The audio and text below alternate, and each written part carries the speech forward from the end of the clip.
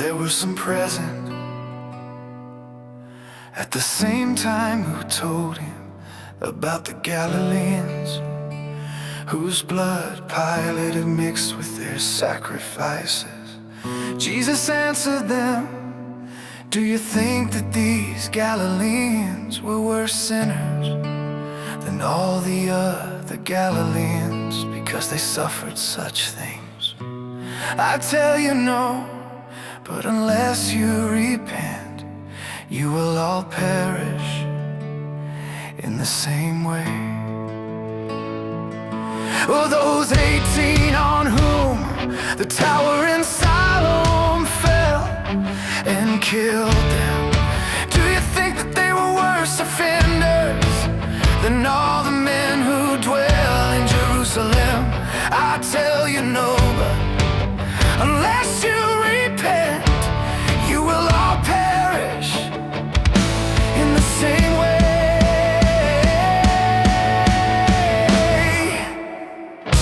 He spoke this parable. A certain man had a fig tree planted in his vineyard, and he came seeking fruit on it and found none. He said to the vine dresser, "Behold, these 3 years I have come looking for fruit on this fig tree and found none. Cut it down. Why does it waste the soil?" He answered, "Lord, leave it alone this year also, until I dig around it and fertilize it. If it bears fruit, fine, but if not, after that, you can cut it down." He was teaching in one of the synagogues on the Sabbath day. Behold, there was a woman who had a spirit of infirmity 18 years. She was bent over and could in no way straighten herself up. When Jesus saw her, he called her and said to her, "Woman, you are freed from your infirmity." He laid his hands on her, and immediately she stood up straight and glorified God.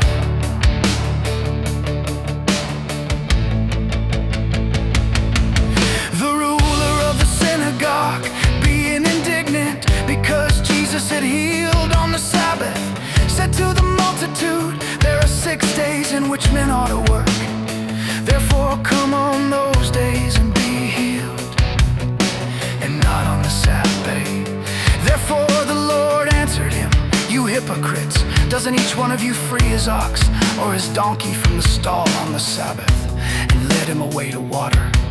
Ought not this woman, being a daughter of Abraham, whom Satan had bound 18 long years, be freed from this bondage on the Sabbath day?" As he said these things, all his adversaries were disappointed, and all the multitude rejoiced for all the glorious things that were done by him. He said, "What is God's kingdom like? To what shall I compare it? It is like a grain of mustard seed, which a man took and put in his own garden. It grew and became a large tree, and the birds of the sky live in its branches." Again he said, "To what shall I compare God's kingdom? It is like yeast which a woman took and hid in 3 measures of flour until it was all leavened." He went on his way through cities and villages, teaching and traveling on to Jerusalem. One said to him, "Lord, are they few who are saved?" He said to them, "Strive to enter in by the narrow door, for many, I tell you, will seek to enter in and will not be able." When once the master of the house has risen up and has shut the door and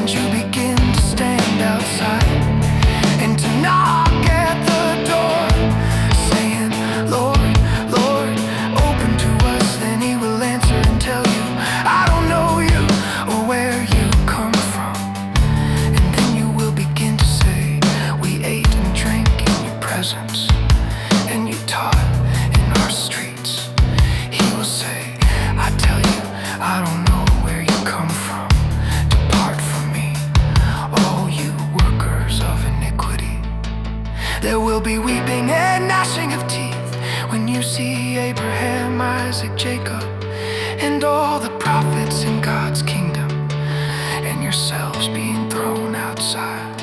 They will come from the east, west, north, and south, and will sit down in God's kingdom.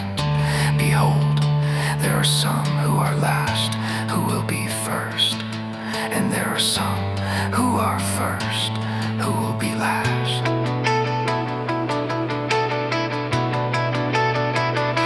On that same day, some Pharisees came, saying to him, "Get out of here and go away, for Herod wants to kill you."